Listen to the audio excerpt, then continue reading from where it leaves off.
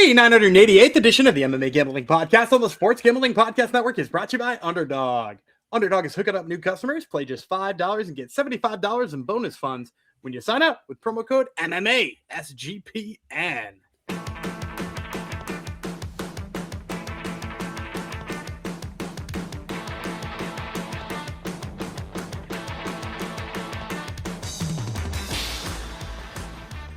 Hi-ho, Degenerinos. Welcome to episode 988 of the MMA Gambling Podcast, the Sports Gambling Podcast Network, dedicated to amazing items, who is the one who turned Gumby onto ice cage fighting, which we talked about yesterday. Except he keeps typing as ice cafe fighting, so I'm thinking it's like a Tim Hortons style drink or something. But no, it's actually ice cage. Gumby let us know. It's not a cage made of ice. It's not they don't fight on ice like hockey players. It's just called that. I guess it's a Finnish thing. Welcome to the show. I am Spicy Paya. Paha or Paya? We talked about it yesterday. Paya. I think it's Paya. Paya, Jeff Fox. That's Daniel Gumby Vreeland. Back with our second Futures episode. Yesterday we covered women's strawweight. Today we're going to cover women's flyweight. Hi, Gumby. I'll say hi to you first. Hello, Mr. Gumby. Hey, what's up? Women's flyweight, fairly similar to women's strawweight, especially if Weili Zhang comes back and gets the belt, then I think they're very similar divisions. But there's like a fight for that one, though, right? You know what I mean? Yeah. It's like there's like so you're 100% right. If Weili just decides to fight in April and is the champ, the two divisions look identical to me. The problem is that there is that question at strawweight, which you can go back and listen to what we thought about that question on our yesterday show, and who was more sure that she was going to and not more sure that she was going to. But for me, like this division, like I don't even know who's supposed to challenge for it, you know, and that's a huge problem because the people who seem poised to challenge kind of already did, right? Yep. There's no one really. I'm going through.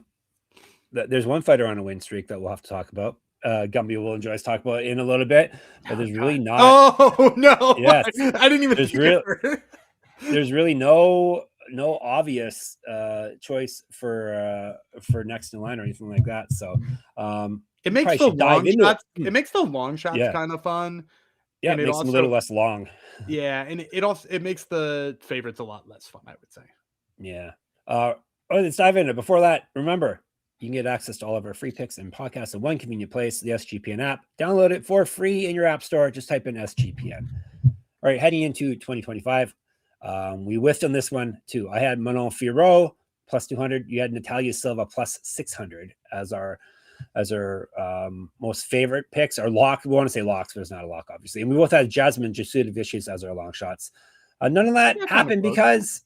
Yep, none of that happened because Sai Valentina Shevchenko is the champ again, Gumby. Yeah, and I mean, like, I guess it was a fairly probable, but if I remember correctly, when we were breaking down those numbers last year, she was like a huge favorite to do it. Yeah, I think we just stayed away from it. So, But now the more fun part is we have rules this year that make the game even more fun. So let me run down those rules for you guys real quick. So first of all, this is the second episode, so you can go back and listen to the first one to see the first edition of these rules. So because in past years, we've just kind of like bantered about the odds and stuff like that and didn't really have any format, we decided to go format this year. So each host is started with $2,000 in every category, or $2,000 period. And we must spend half of it on best bets, which are odds less than 1,200, and half of it on long shots, which are odds greater than 1,200. So those are the two categories, $1,000 for each. We have to spend money in every single category in every single weight class. So at least $1 on a best bet strawweight, at least $1 on a best bet flyweight, until we've used all of our money and hit every weight class in every category. And all of the bets are going to be seen as bonus bets so that we don't just find the juiciest of the juice and find ways to get our stake back. Instead, we're actually looking for value. So we're going to pretend they're bonus bets and the payout will not include any stake. So those are our odds. And I'll give you a quick recap. This is what we got at strawweight. We like Weili Zhang, Tatiana Suarez, Fatima Klein, Alexia Thainara. That was my side. And then Tati and Zhang are both on Jeff's side, along with Denise Gomes and Jillian Robertson. So those are our expenditures already. And that brings us to make sure you watch that. You're required to listen and or watch that episode though. Still, yeah. You gotta go back and listen anyway. Maybe I'll stop putting the recap graphic. Yeah, maybe not. All right, Gumby. Let's look ahead here. We have a couple, just like I said yesterday, not a lot of UFC fights booked so far. For flyweight, Wang Kong, Eduardo Moira, they're fighting February 7th in Vegas. We got Rose Namajunas, Natalia Silva. That's probably the only top of the division one that we have currently. That's January 24th. So basically when the UFC comes back, that is a big fight. And then one of your favorites, Gumby, Juliana Miller. She's still in the UFC. Did she win her last fight? Am I remembering that or not? Why is she still in the UFC? I'd be a lot more miserable heading into 2026 if that was true. She did win her last fight. She did. Oh my god, that's why she's still fighting Carly Judici. Oh, Carly. That's gonna be a fun fight. Yeah, Carly's gonna kill her. Yeah. Another division where a lot of old fighters. Who are the two oldest fighters? They're both 37, Gumby. Val. Yep. And not Rose yet, because she started so young. Another V name. Another V. First name or last name? First name. I don't know. You got me. She's a monster. She's a little monster. Vanessa Demopoulos. They've got her. Oh, this isn't strawweight. This is flyweight. No, this is flyweight. Yep. They got her at flyweight? Yeah, that's right. She kind of bounces back and forth. That's right. Yeah. Flyweight's way too. Youngest fighter, Teresa Blade at 24 in this division. All right. It's my turn to go first this time, isn't it? Yeah, for best bet. First yesterday. I had to change the little graphic on the bottom so it didn't say strawweight anymore. Yeah. Shevchenko, I think, has got to be my pick here. We don't even know who she's going to fight next, but I don't see anyone reasonably challenging her. Not that I think she's that great at this point, but she seems to beat whoever they put in front of her. So give me Valentina Shevchenko. Give me $100 on her. The best I saw her for was what did I see her at? I got plus 160. Can you beat that? Yeah, that's the best I saw too. Yeah, okay, cool. That's the best I saw for her. So give me her at plus 160. You ready for the most boring thing I could do? I'm gonna duplicate what you did right down to the dollar amount. Valentina Shevchenko, $100 plus 160. Look, who's she gonna fight next? Exactly. Okay. Who do you think she's gonna fight next? Let's book it. Manuel Furo, Aaron Blanchfield. People that she has beat or probably will beat.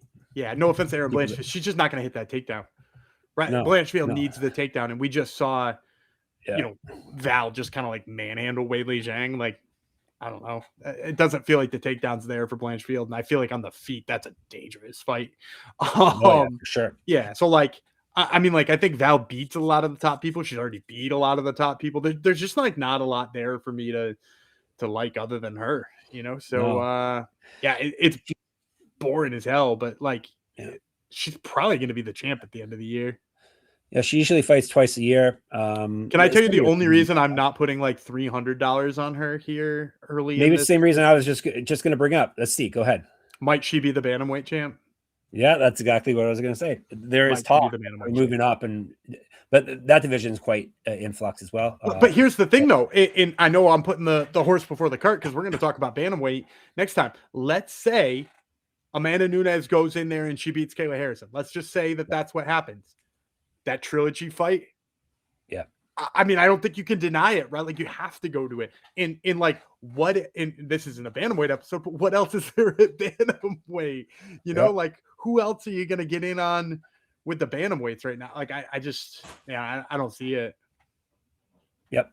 No, it's true. Just make women's just one division. Open weight. No. Like the more weight classes. We need atom weight. It's true. We want to add atom weight. All right. Before we add some more, place side about Kalshi. We just partnered up with Kalshi, a real money prediction market legal in all 50 states. So that means in all 50 states, you can trade in tons of markets and sports, including NFL, college football, college basketball, NBA, NHL, and more. Plus, you can even trade props like first touchdowns. Besides sports, they have tons of other markets, including politics, entertainment. Hell, they even have weather. Kalshi can trade anything. Check out Gumby's weekly article at sportsgamblingpodcast.com on some suggestions on things you can trade there. New Kalshi customers get $20 with the promo code SGPN. It's $20 free for you if you use promo code SGPN when you sign up as Kalshi, KALSHI, promo code SGPN. And we got Underdog. on board. Of course, we're thankful for that. Underdog is your home for pick'em entries where you can win up to 5,000 times your entry. Underdog has you covered this holiday season with Underdog Unwrapped. You'll unwrap tons of promos all throughout the holidays. Gumby's going to unwrap one, or he's going to wrap it up. We're going to unwrap it right now. Yeah, I'm going to take Caleb Williams higher than on his passing yards. They're playing Niners on Sunday Night Football. Going to be a big game for playoff seeding in the NFC. I think he goes nuts. He's been great under Ben Johnson, and we'll play that higher than on Caleb Williams passing yards. All right, Underdog has got a brand new offer for new customers. Play just $5 and get $75 in bonus funds when you sign up with our code, only our code, MMA SGPN. Now, the thought is, I love that sigh. It's depressing. This is depressing. It's not just the post-Christmas blues. We're doing women's flyweight. Is there anyone else I want to put money on? Is what I'm. Oh, you're wondering if we stick with best bets? You're trying to decide if we're yeah, exactly. Okay. Are you? I'm done. I'm cashed on best bets. I will. Yeah, I think I am too. I just like. I'm looking at those other names in there at the small odds. Well, that's right. I forgot even about the odd portion. Is there anyone else? Under the other people under 1,200. Natalia Silva. I saw her at best at like plus 250. Yeah, me too. Not enticing. Manon Fiorot already lost it now. Yep, Rose Namajunas. I've seen Rose at a much better price. Just throwing that out there. Don't get on Rose under 12-1. and then Blanchfield. They're the only ones that aren't long shots at this point. At least the book I was looking at. The winner, you would. It's hard to say. You probably would think because there's really no way to know exactly what the UFC is going to do. But UFC 324 is just coming up. You would think the winner of Natalia Silva, Rose Namajunas will get next crack. Yeah. Is that the way you see things playing up? Is maybe a perfect transition to our next category. Okay. So let me click that button. Now it says long shots for flyweight futures at the bottom.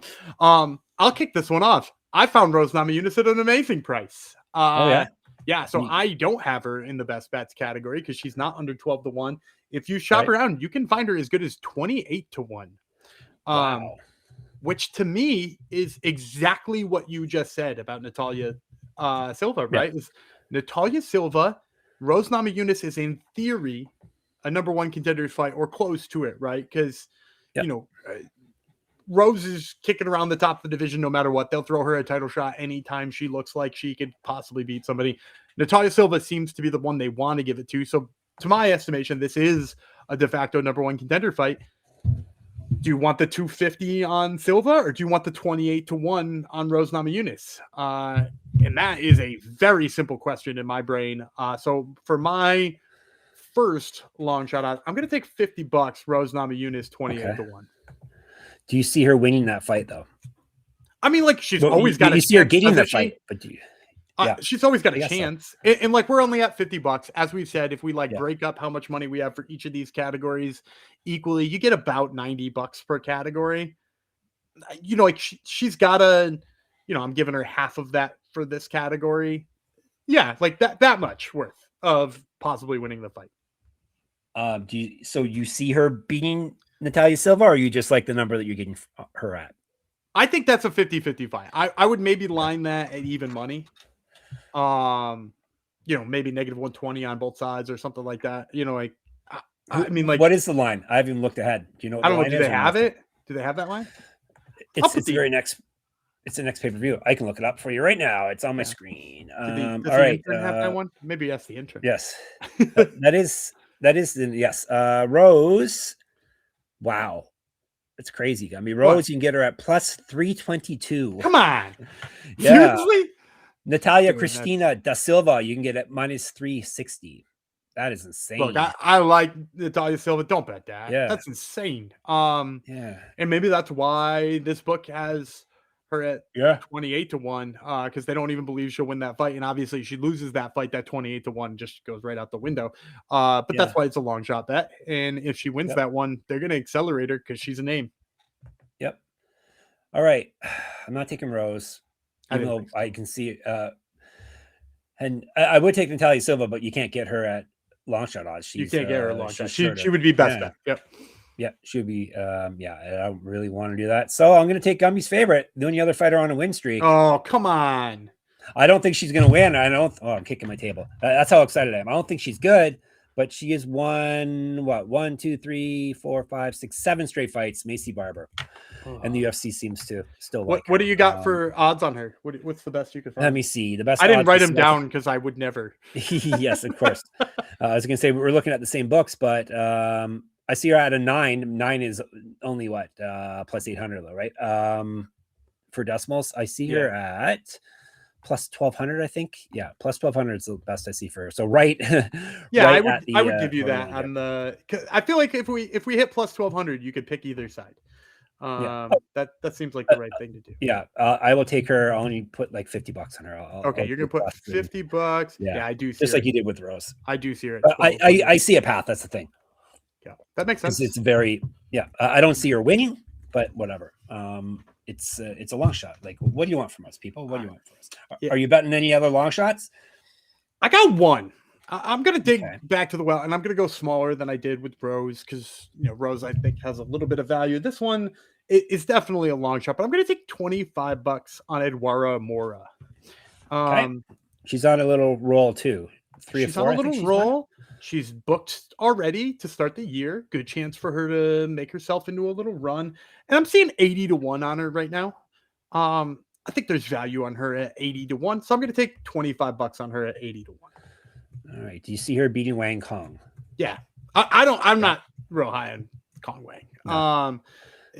And particularly not, well, I mean, it's Wang Kong Wang. That's one of those ones that you could sort of alternate the way you say it. But I think she could win that fight too. So yeah, sure.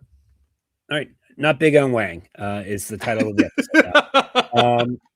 I got to come up with titles. We don't, we're not talking quite as long as we usually do. So, I gotta force some titles down. But that's a bad analogy I just made there too. I don't think I want anyone else, Gumby. You're just going to pass? All right. I don't want to waste any more money. I think I'm going to save my money to the future. We're going to talk more about this amazing division after I remind you that we are brought to you by Novig. It's NOVIG. Novig is America's #1 sports prediction market. Novig, you're getting the best prices because they have reduced juice.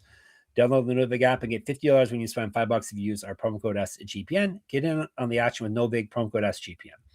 Rhythm has crushed NFL this season, especially on props. They've been really good at identifying when to fade players and take those unders. Plus, college basketball is up and running, and with 300 plus schools, Rhythm has predictions for every game, every night. It pairs nicely with the daily TCE, aka the college experience shows with Mac, Colby, and Noah. That way, every game you are prepared. It's super easy to sign up, run predictions off the house model, or make your own and play with the sliders. With so many sports and the holidays, this makes it easy to get an elite prediction on a game. That way, you can focus on other sports. Gumby will give you an elite prediction right now. Yeah, give me the Bears over the Niners Sunday Night Football. I'll take them on the money line. I'll take them.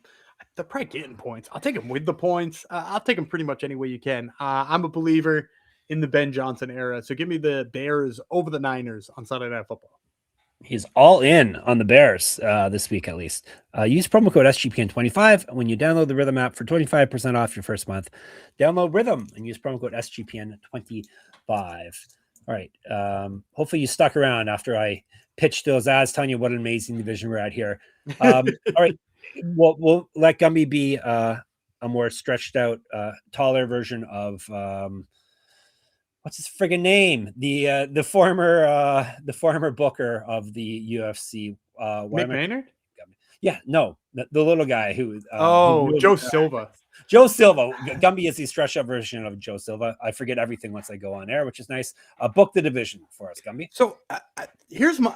I think Val just waits and fights the winner of Rose and Natalia Silva. There's no obvious fight before that, so yeah. That leaves us probably with a Macy freaking Barber versus Primanol Firo, right? That kind of seems right, especially because Erin Blanchfield said she'd never signed a fighter again after she pulled out 2 seconds before. It's an abomination. Yeah, her DNA was an abomination, similar to who was that? Alex Perez that Manel Kate said that about. You can't really argue with that, though. It's true. I mean, I think you can argue with whether or not his DNA is an abomination. I think that is an arguable point, sadly. So yeah, I think those are probably the top 3 fights I would put together there, and one of them's already made. Here's my question for you, though, in terms of making the flyweight division interesting, especially when making best bets and thinking about who could possibly rule this division at the end. Let's say, Amanda Nunes wins. It's the first fight card of the year. That's why they haven't booked Valentina Shevchenko, is so that they have a fight like that, maybe for something like the White House card. The trilogy fight between Val and Nunes on that card or something like that. If that is the case, who's fighting for this vacant title right after it? Yeah, it becomes strawweight. Like I was saying off the top, this is strawweight. But who would you put in? Let's say scrap any match that's already been made. Right. Okay. Macy Barber. You're gonna put Macy Barber in a title shot? I don't want to, but I think they probably would. I can see Macy Barber versus Rose as a possible fight. Over Manon, though? Over Blanchfield? I don't think she deserves it over them, but I don't think Blanchfield beats a lot of these women. But as much as I like Erin Blanchfield, I don't think she does. But I just can't imagine they go Macy over Blanchfield. You know what I mean? She's unreliable too, which is an issue. Do you think she pulled out a Barber beats? Yeah, do you think Blanchfield beats Barber? Yeah. Oh, definitely. Yeah. Of the people we've. Yeah. Oh, definitely. Yeah. I mean, what is Barber good at? She's good at manhandling. We don't know yet. Yeah, she's good at manhandling people. No, really. Yeah. And that's a skill in and of itself. I'm not bad mouthing her. I've spent a lot of time in my journalistic career bad mouthing her and saying you were young. Good. I was young. It was different me. Exactly. No, but I've spent time bad mouthing her skills. But it is a skill to be able to bully people and to manhandle them in the clinch and beat them up in the clinch and wear them down.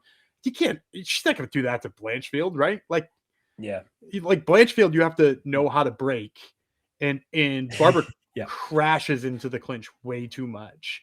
You got to be able to get away and force her to box, stuff the takedowns, not be in the clinch, and Barber's style just gets herself into the clinch too much. I would pick Blanchfield in that fight, but I wouldn't take Blanchfield. What would you book then? I wouldn't take. Oh, if I could book a title fight from there. I mean, this sounds dumb because they just fought, right? But Rose and Firo kind of feel like the most logical ones. And if they don't want to run it back, maybe Firo and Natalia Alves. Okay. And granted, she's now, or Natalia Silva, not Natalia Alves. Right. She's in LFA. That's a completely different fight. There's probably an Alves in her name though somewhere. Yeah. But Natalia Silva versus Firo would be a fresh matchup. Probably the two most deserving fighters in the division right now. So then you don't need the name value of Rose because you kind of already have Firo, who's maybe not as big as Rose because she wasn't a former champ, but she's kind of big in her own right. So maybe those two. But I don't think I can't imagine. Barber needs a couple of big wins in order to find herself anywhere near this this top of the division. You got to buy before we put a bow on this amazing division. You got to buy future stock. Do you want to buy future stock in anyone in this division? Is there anyone that you're high on that is fairly young? Not that like you said in all our episodes for female fighters, we don't really know the age curve because it's not just a young sport, but it's a even more young sport for the women's fighters. There's a lot of, it's basically 75-25 for, so if we're just breakdown for 30-year-old and plus in this division. There's not a lot of young fighters. So if we're just talking do I think they'll be in a better place at the end of a year or two? Future champ. Pick a future champ. See, now you're going to get a completely different answer out of me. Because if you're going to tell me just somebody who will be in a much better position a year or two from now, Carly Judici, 1,000%. Mm-hmm. I love Carly Judici. She's definitely going to kick Juliana Miller's face off. Yeah, it's going to be horrible. Yeah, horrible. It's going to be a brutal beatdown. She's coming off that vicious knockout in her last fight. She's super exciting. She's raw as hell. She was a D1 college softball player, so she's got tons of strength and tons of athleticism, and she's just figuring out how to put it all together. So I think she's got a high ceiling. Champion, I don't know necessarily. I think she's more of a kickboxer and probably needs to round out those skills before we can talk about that. I mentioned Eduardo Moura. She's a really, really, really tough Brazilian grappler. She seems to look fine up at 125 pounds versus down in the other weight classes. Maybe Eduardo Moura. I liked Gabby Fernandez when she was in LFA. Don't like her so much anymore. She looked kind of crappy in one of those fights. I'm trying to think of who else is in this weight class who I can get jacked up about. But yeah, it's like add Adam weight, please. Yeah. Natalia Silva probably is the best. Okay, as for the under 30 crowd, we got Natalia Silva. She's 28.